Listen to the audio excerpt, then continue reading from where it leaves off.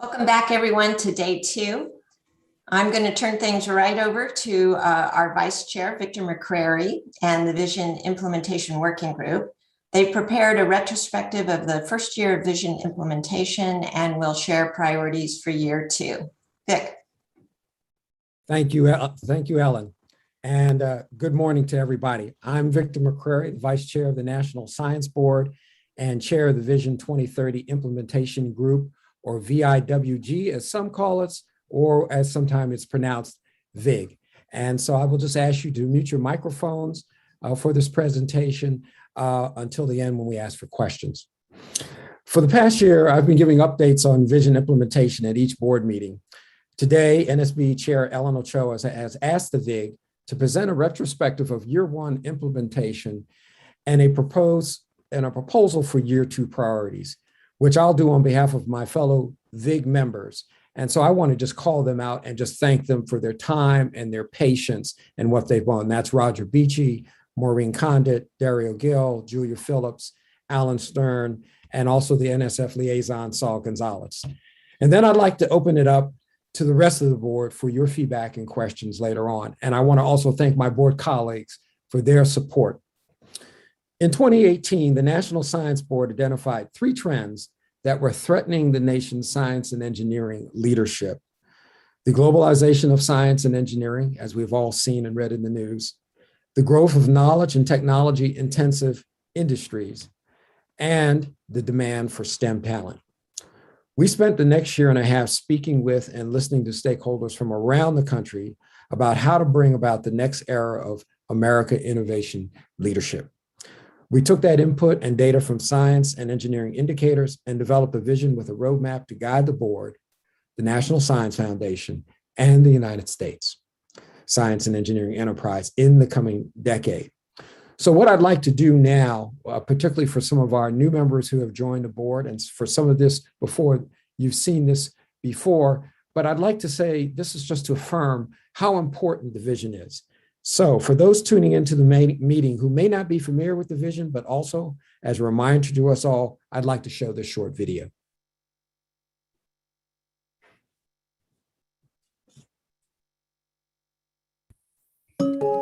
America is innovation, and the National Science Foundation has helped our nation push the frontiers of science and engineering for more than 70 years.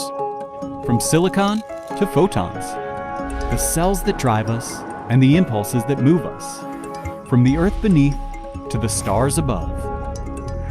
Real, tangible progress stems from, well, STEM. If we want to ensure America continues to power that progress, we must ask ourselves, how can we keep our lead in fundamental research? How can we make sure American discoveries continue to empower economic growth and national security? And how can we increase STEM skills and opportunities for all Americans? In the face of increasing global competition, we must answer those questions by doing the following: deliver benefits from research to help U.S. businesses and entrepreneurs succeed. Develop STEM talent nationwide to build the workforce America needs to invent the future. Expand the geography of innovation so everyone in the country can participate in and benefit from science and engineering research and development. And foster a global community that attracts international partnerships and talent. The road ahead may be filled with twists and turns, but we have a map. Our vision for 2030. Join us in charting this new territory. Together, we can build the future of our country through the power of science and engineering. Thank you, team, for that video, and I hope you have enjoyed it. We've showed this many, many, many times before, and I can say that all the talks that we have, people are feeling the energy and kind of coming to this movement in terms of Vision 2030. You know, the NSB released Vision 2030 at the May 2020 NSB meeting, and shortly after she assumed board leadership, Ellen created the VIG to help the board set priorities and keep Vision implementation on track. The NSB is close collaboration with NSF is working to implement the vision, and every NSB committee is part of this effort. And Ellen, I just want to thank you very much for not only implementing this, but for your support and leadership of the Vision Implementation Working Group throughout. It has really have been visionary, it's been fun, and I think it's something that as we will go forward in the future will keep us on track as we change.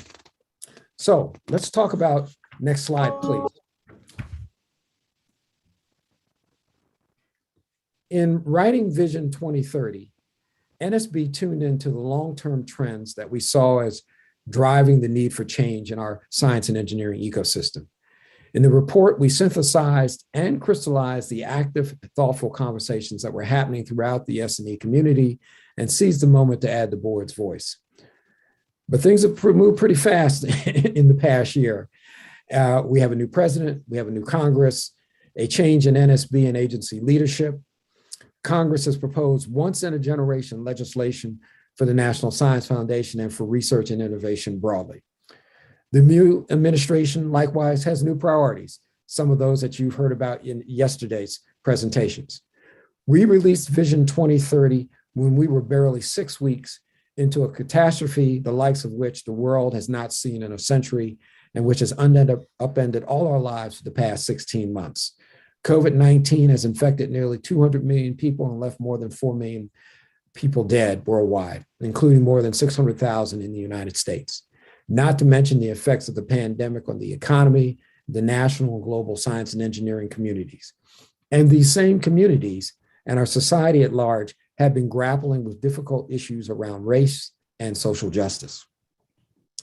It is a moment of profound change, a moment shaped by loss, but also brimming with possibility. It is a moment when Americans in the world can directly see the critical importance and impact of science and basic research. It is a moment that offers us an opportunity for introspection, re-examination of past practices and assumptions, and reimagining what the future could like, including the future of our nation's science and engineering enterprise. More colloquially, many of us have adopted the term that this is a Sputnik 2 moment for our nation at this point in time. And so I and my colleagues would argue that Vision 2030 is even more relevant today than it was a year ago. So could somebody mute their mic, please? The imperative to develop and diversify our STEM talent to ensure that every part of the nation has a chance to benefit from and participate in our science and engineering enterprise, and the need to address pressing national problems and priorities, and the importance of international collaboration to progress in science and engineering are all key elements of the administration's pillars and the legislation under consideration. And you saw those pillars displayed in yesterday's presentation by the director. Here at NSF, our vision has facilitated alignment between the board and the new director's vision and delivered a framework for board oversight and accountability that we believe will ensure the success of what we hope will be an exciting new era for the National Science Foundation. So next slide. Recognizing that the board could not tackle the entire vision roadmap at once, one of the VIG's first undertakings was to prioritize areas to focus in on our first year of vision implementation. Considering factors such as the new NSB chairs and the new NSF director's priorities, congressional interest, and the desire to take a strong step out of the gate, and a bold step I might take, we prioritize 2 roadmaps: delivering benefits from research and delivering STEM talent for America, 2 of the 4 areas that are mentioned in Vision 2030. These priorities set our agenda for committee activities throughout the year. So next slide. Let's talk about some progress, and there was much. And since it's only been a year, of course, there's still much work to be done. But I'm very pleased to say that we've already started to see progress, which I'll take a few minutes to highlight. The board cannot claim credit for all of the achievements, but we have said that all along, Vision 2030 is a call to action. Achieving the goals of the vision will require the participation of the National Science Board, the National Science Foundation, and everyone across America who has a stake in the American science and engineering ecosystem, working together in cooperative and complementary ways. Yesterday, in his opening remarks, Director Panchanathan highlighted a number of accomplishments in his first year, many of which contribute to Vision 2030 goals. We should celebrate any and all progress toward these goals. Next, first click.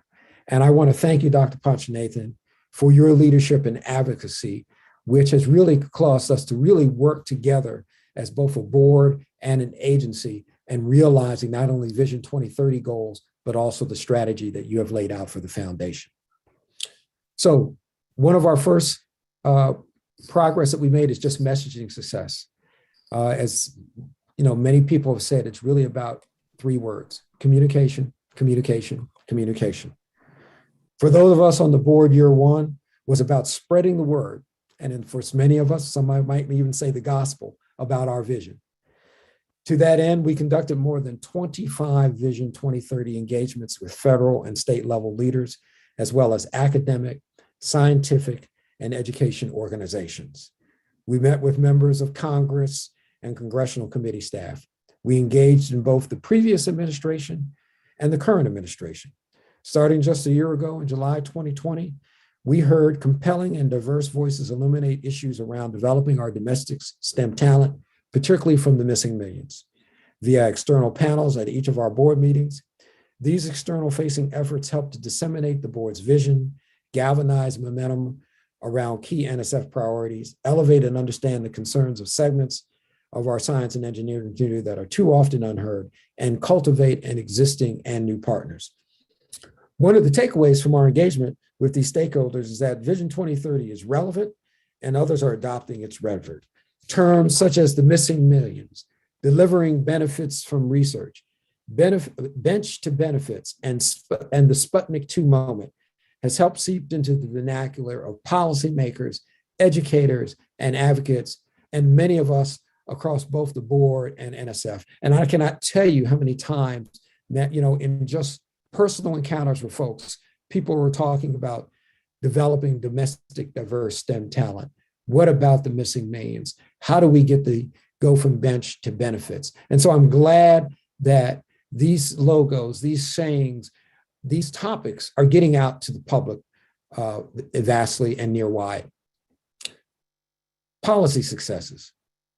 We've also seen progress in the policy arena, including bills that have passed in the House and Senate that emphasize Vision 2030 goals of developing STEM talent, particularly domestic STEM talent, delivering benefits from research, and expanding the geography of innovation.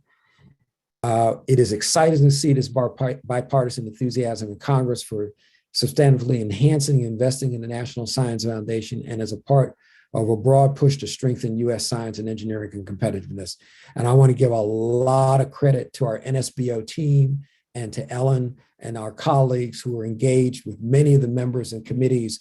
A lot of emails early in January and February. We were actually, to be recognized that congressional committees on a lot of these bills and their staffers engaged us, came to the National Science Board, talked to the VIG, and asked us, what are your inputs in here? And how does these inputs align with Vision 2030 as well as can make the foundation, be able to address the times that we face? It was just incredible. One of the major policy successes of the past year is that NSF is on the cusp of creating a new directorate or office aimed at delivering benefits from research. This is really, really, really huge. And as we heard yesterday, Ponch and Irwin and others are working hard to ensure that this new entity is successful. I also want to call out our VIG member, Dario. Thank you for your help with that and as a member of the VIG and working and for your inputs on the Translation, Innovation, and Partnership Directorate.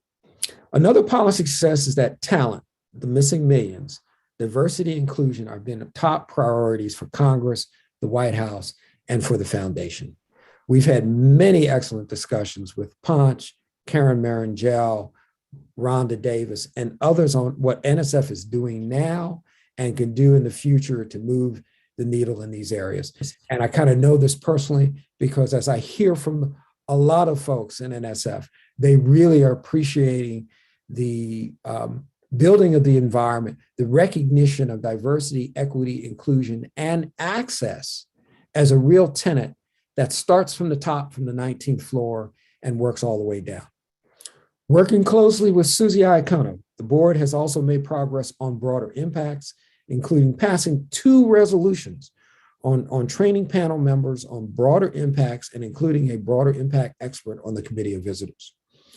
Another board achievement in our new and meaningful relationship is with the Committee for Equal Opportunity in Science and Engineering, or as we all know, CEOS, which is a congressionally mandated advisory committee to the National Science Foundation.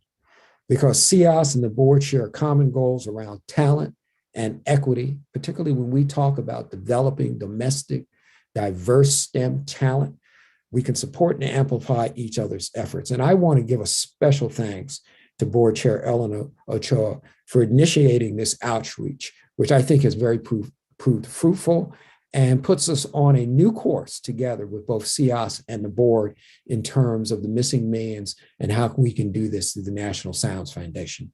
I like to say, as Director Ponchanathan says, is we are the agency that develops talent. And so this will really help. The board has several policy pieces focused on talent in the works. In addition, the board's messages accompanying indicators 2022 will be likely linked to Vision 2030 priorities.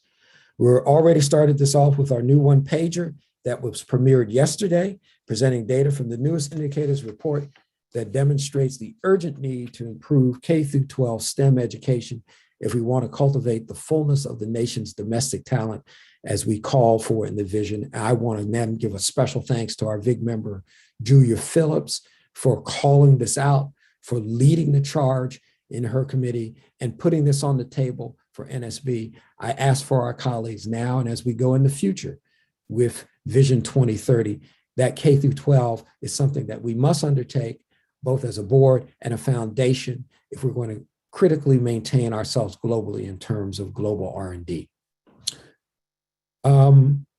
Next slide, please. And this just shows, you saw this yesterday in terms of the missing millions. You know, yesterday, Julia and Ponch showed this updated version of the missing millions graphic, which now includes information on Native Americans, Alaska Natives, and Native Hawaiians, and other Pacific Islander and indigenous populations, and has been updated with new data from the 2021 edition of NCSES's Women, Minorities, and Persons with Disabilities report. The graphic serves as a striking reminder of how much farther we still have to go to achieve our vision goal of creating an accessible, attractive science and engineering enterprise that truly reflects the nation's demographic and geographic diversity. In a sense, how do we get population parity if you look at this graphic here? And I want to say, in many of our presentations, when people see this, they realize that while we've made progress over the next 10 years, we still have to make a lot more progress, particularly, for example, in our universities and particularly the representation of our STEM faculty. Those numbers have to increase greatly and vastly. And this is going to be a task that I ask of not only the VIG, but also of the board and the foundation. Next slide. As Ponch has pointed out many times, the alignment between Vision 2030's goals, NSS visions, and administration priorities is near perfect. This is a big win. And we saw this yesterday, and you see how of all these things are tied together. And as Ponch said yesterday, budget follows strategy. But as Kaufman and Sorensen always says, strategy, culture eats strategy for breakfast every day, which means that what we need to do is we need to, how do we can change the culture? Okay, and that's a duty of all of us in order to make sure that we can carry out Vision 2030, to make sure that the NSF vision is carried out, and then to make sure that the administration pillars are all interweaved. And so this causes us to make sure that we can do this all together. We've got to change the culture. I see that in the conversations among board members. I see that with Ponch and his team of assistant directors and program officers. We are changing that culture, because once we change that culture, then budget and strategy will follow. I hope you're encouraged by this retrospective and agree that we had a great first year. I think we did. And a year that's been a fantastic example of what we can do when all who have a stake in the U.S. science and engineering research and innovation work together towards common priorities and goals. I also hope that you also realize that there is still much to do, which is what I want to turn to next. So the next slide. Lots of opportunities on the horizon. As the VIG discussed what the board should focus in on year 2, we assess the progress to date, and I've just described and considered the following current opportunities. Next slide, please. First, vision goals around the missing millions and geography must align with NSF's and the administration's priority of equity. And we've heard that over and over again. And I'm starting to see that with the things that are going on within the foundation.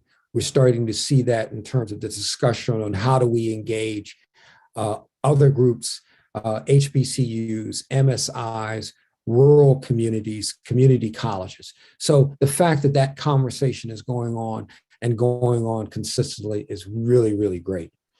Second, the new TIP structure offers a tremendous opportunity to realize progress on delivering benefits from research. And I want to thank you, Erwin, for an excellent presentation about TIP.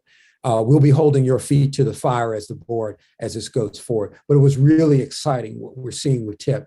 And we can say that TIP will be one of the legacies of Vision 2030 and the foundation. Third, like the board, the administration and Congress will want to assess success by demonstrating impact, conducting rigorous evaluation, and showing tangible outcomes. And outcomes are extremely important. For us, it's not enough to just look at inputs and how much we have been authorized and how much has been expended.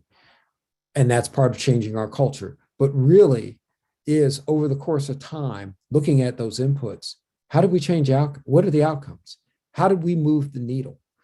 If, for example, in the missing millions, the figure that was shown previously, if that hasn't changed in 10 years, and even though we've expended a lot of money, then we're not reaching those outcomes, which means we've got to set metrics, both in-time metrics and both long-term metrics.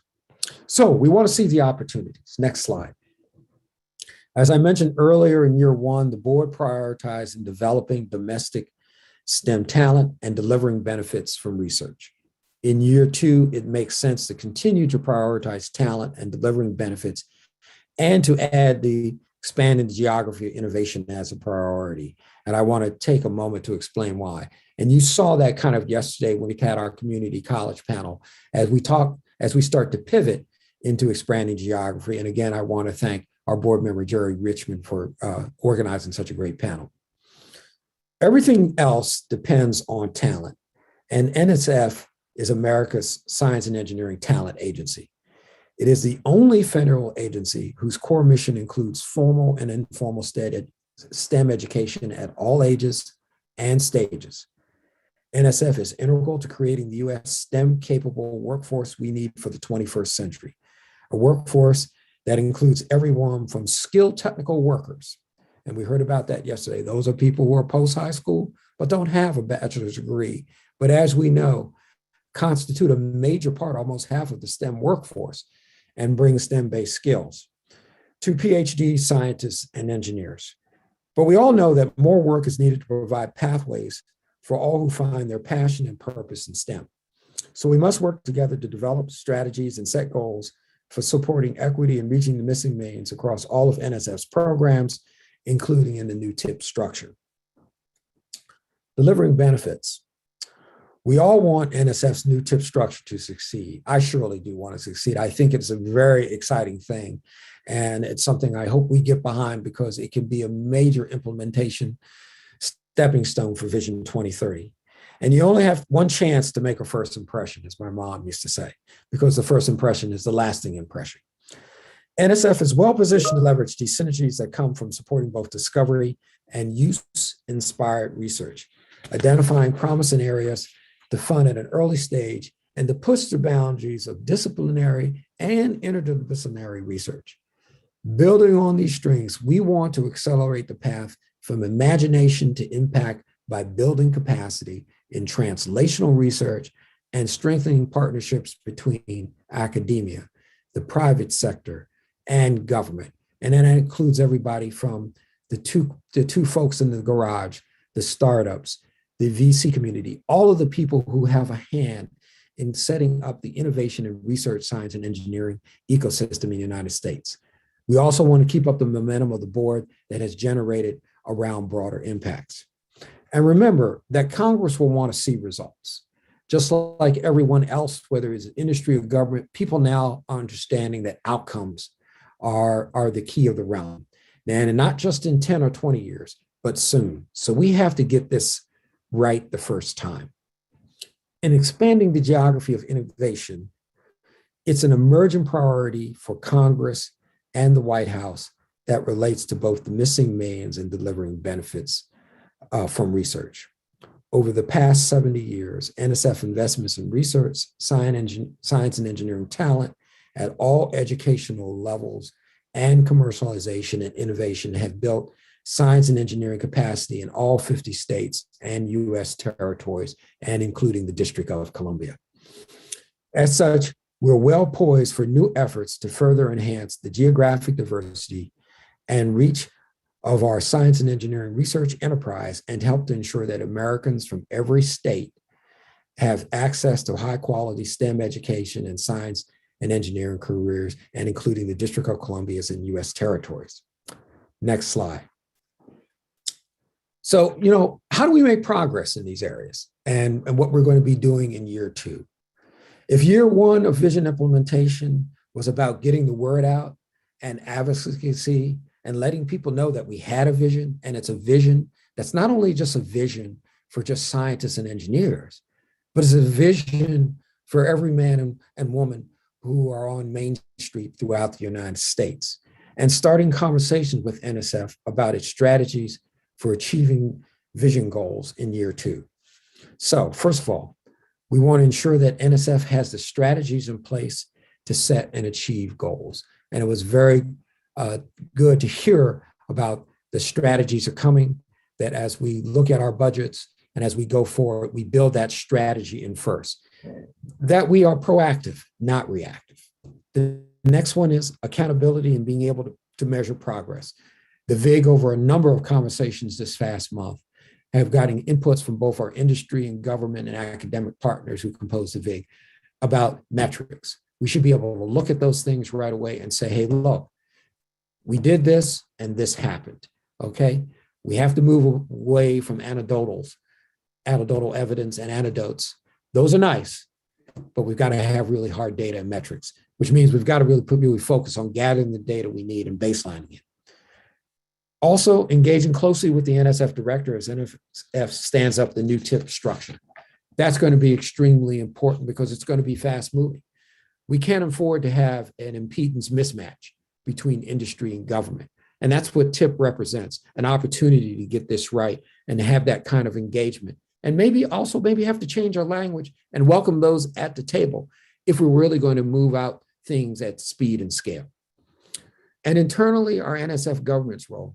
And this means that the board, talking to all of you, my colleagues, will work with NSF to demonstrate its progress towards national and strategic goals related to the missing millions, delivering benefits, and expanding the geography of innovation. We want to start with identifying metrics and obtaining baseline data on whom NSF supports, what NSF supports, and where NSF investments go. Because if you don't know where you're starting, you don't know where you're going.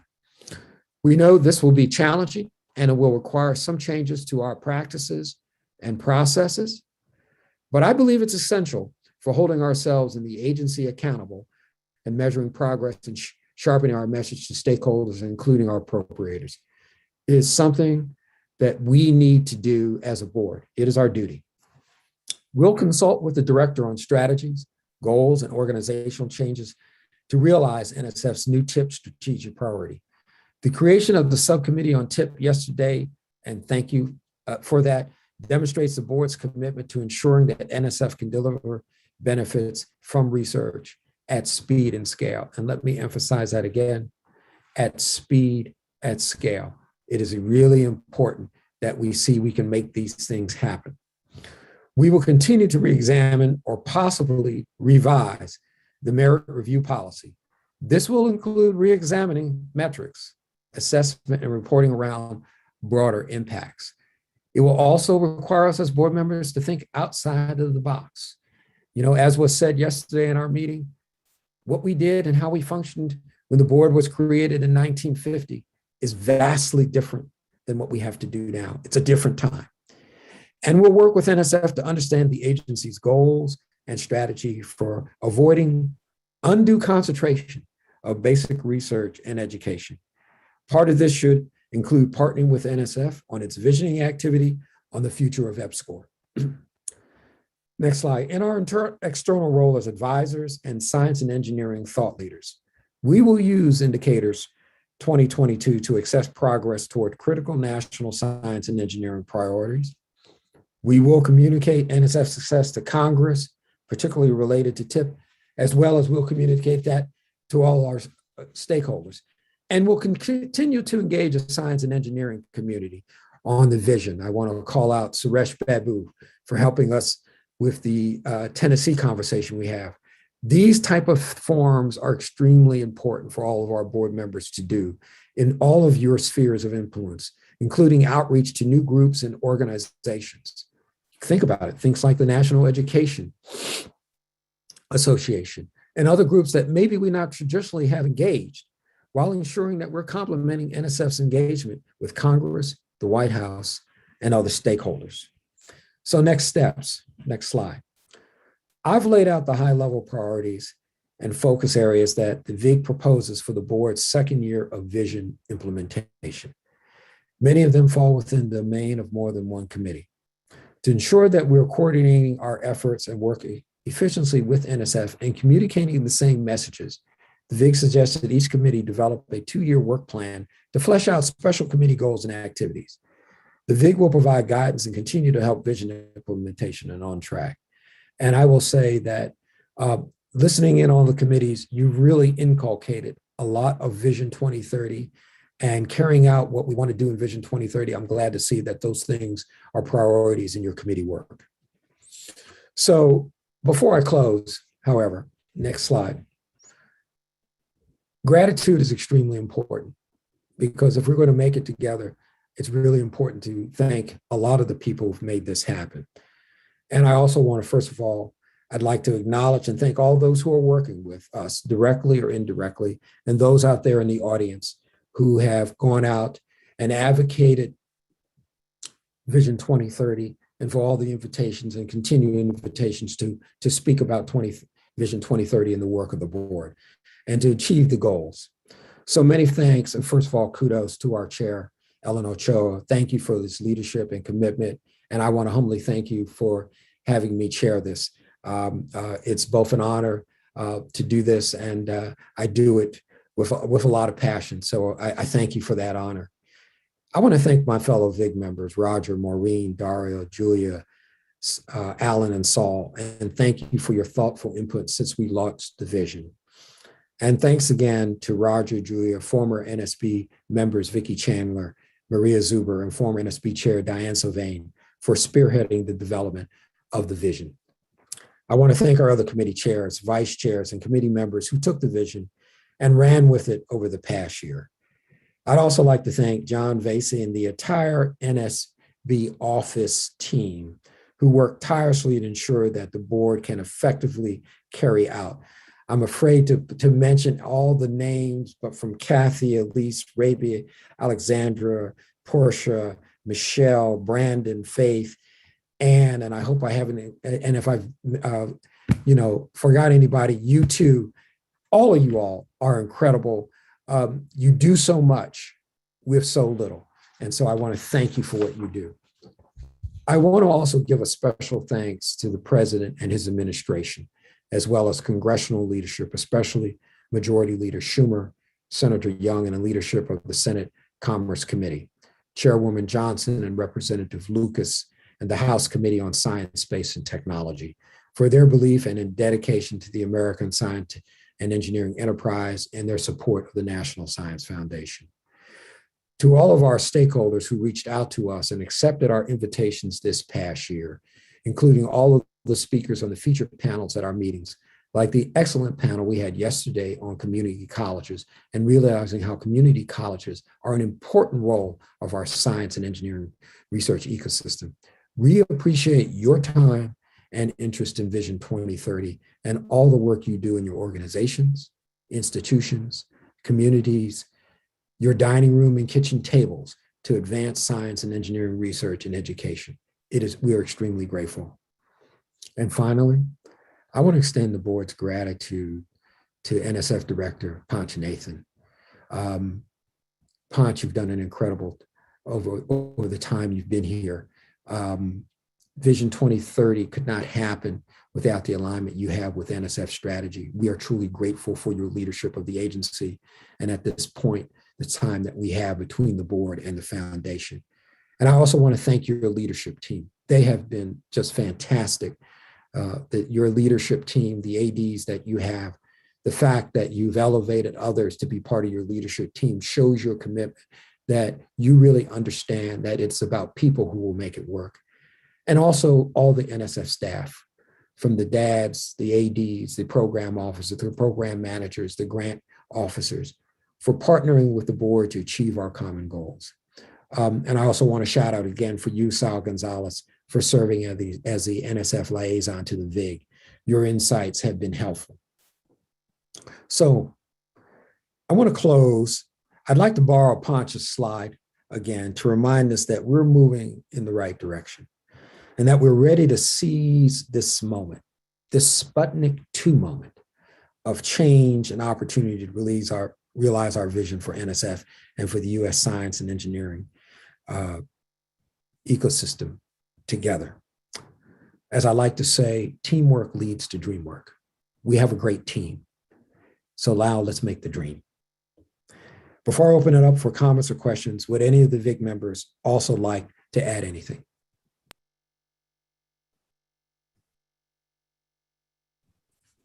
I'll just like to, since you've given such extensive thanks appropriately, Vic, I would like to thank you for your leadership on this effort and the passion that you bring to the topic, which is contagious for all of us. So thank you for your leadership. Thank you, Dario. For the remainder of my time, my fellow VIG members and I would appreciate your thoughts on the plan for year 2 that we've outlined or anything else in the presentation.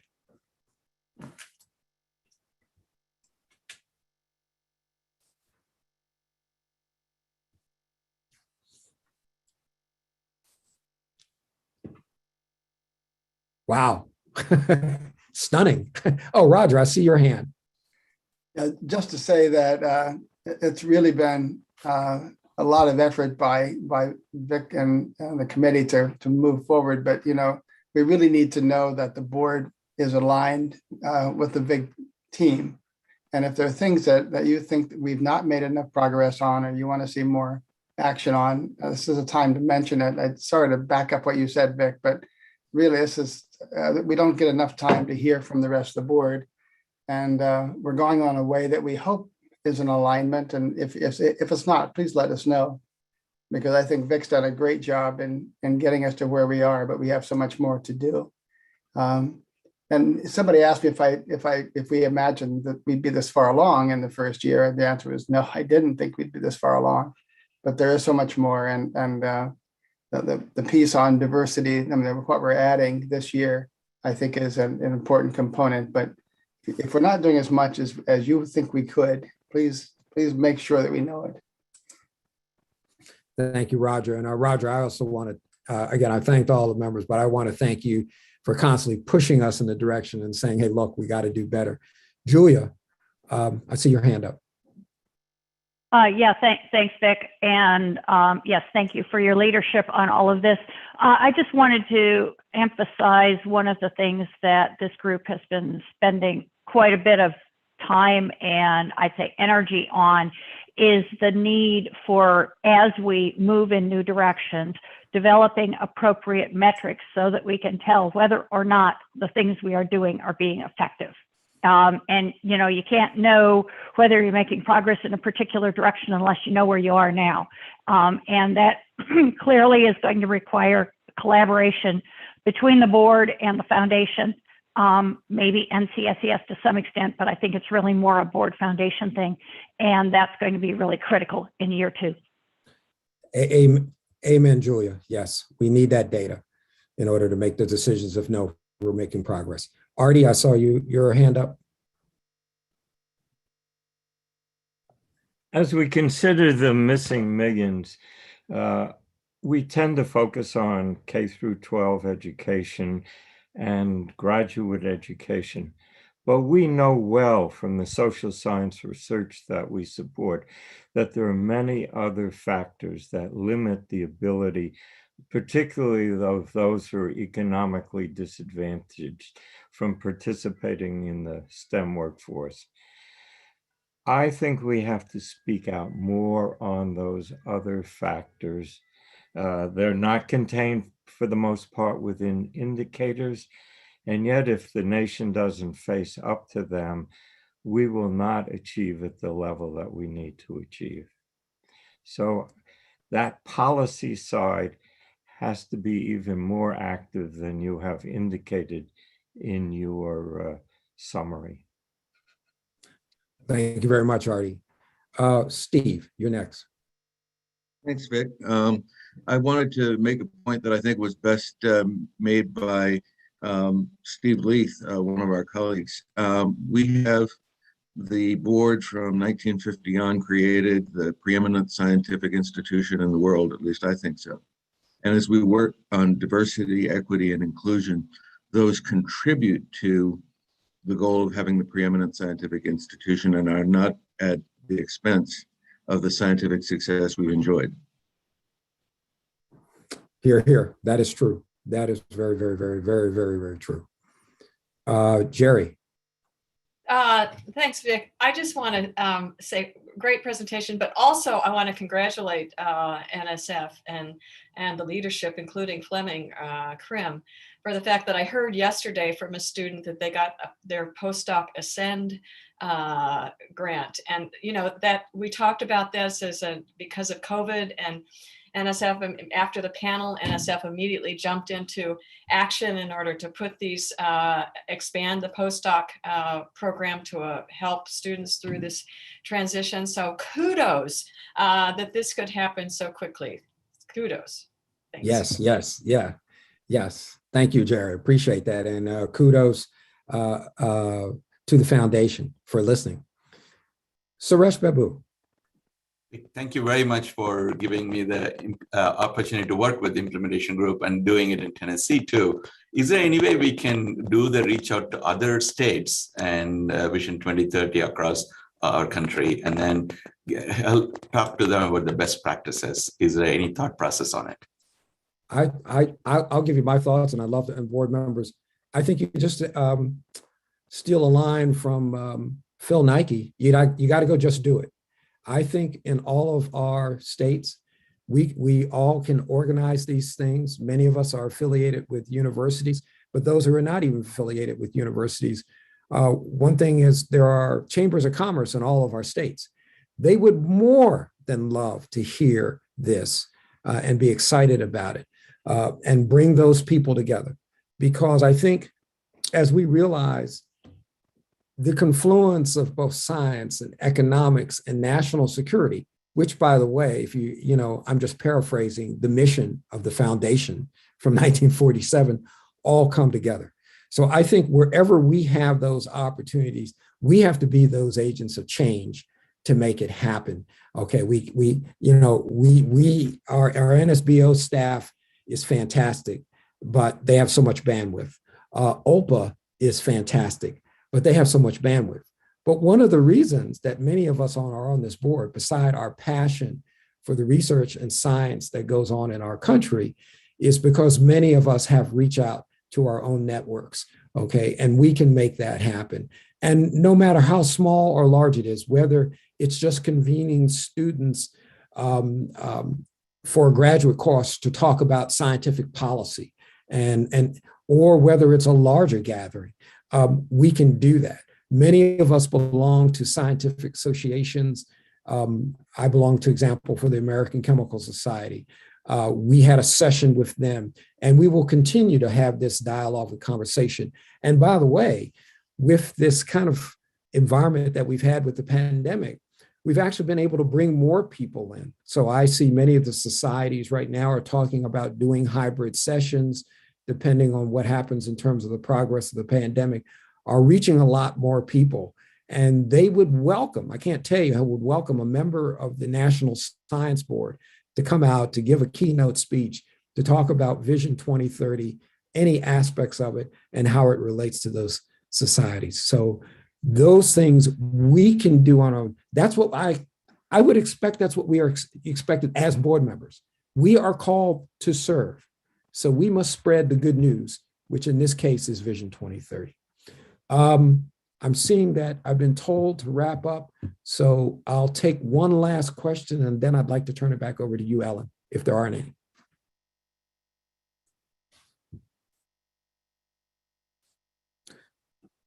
Okay, well, I want to thank you all for your time.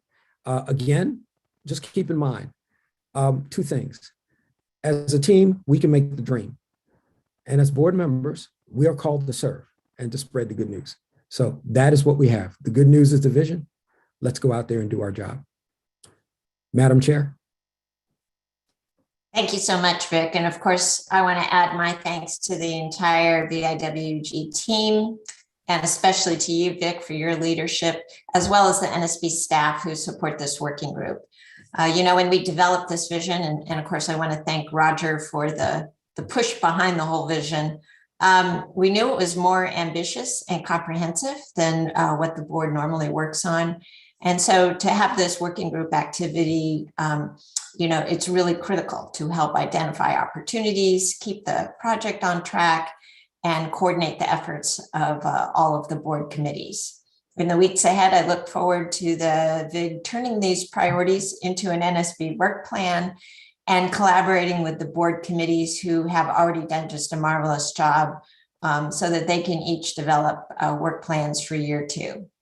And of course, my thanks to Punch and the NSF senior leadership team for embracing Vision 2030.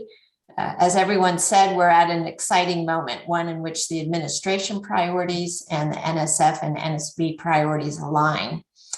And I look forward to the board's continuing partnership with NSF and the administration to pursue these goals in year 2 and beyond.